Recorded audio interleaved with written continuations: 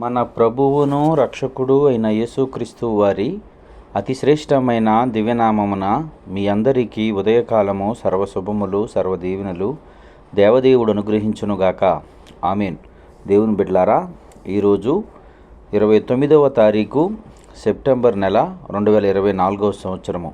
ఈరోజు దేవుని వాగ్దానము ఆదికాండము 26వ అధ్యాయము 4వ వచనము. నీ సంతానం వలన సమస్త జనములు ఆశీర్వదింపబడుదురు.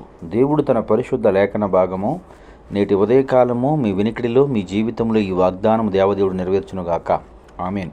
దేవుని బిడ్డలారా, దేవదేవుడు తెలియచేస్తున్నటువంటి మాట, నీ సంతానం వలన సమస్త జనములు ఆశీర్వదించబడుదురు.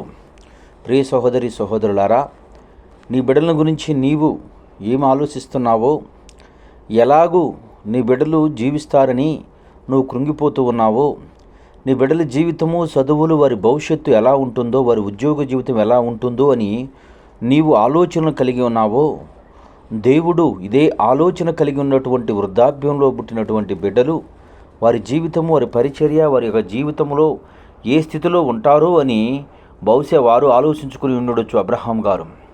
అబ్రహాం గారికి ఇచ్చినటువంటి వాగ్దానం ఇస్సాకు గారికి ఇచ్చాడు.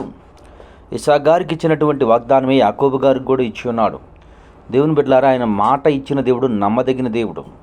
నీతో వాగ్దానం చేసిన ప్రతి వాగ్దానము నీ బిడ్డల జీవితంలో ఆ దేవుడు ఉన్నతమైన స్థితిలో నిలబెట్టి వారిని ప్రయోజకులకరమైనటువంటి వ్యక్తులుగా, ఆశీర్వాదకరమైనటువంటి వ్యక్తులుగా, దీవెనకరమైన వ్యక్తులుగా దేవుడు నిలుపుతాడు.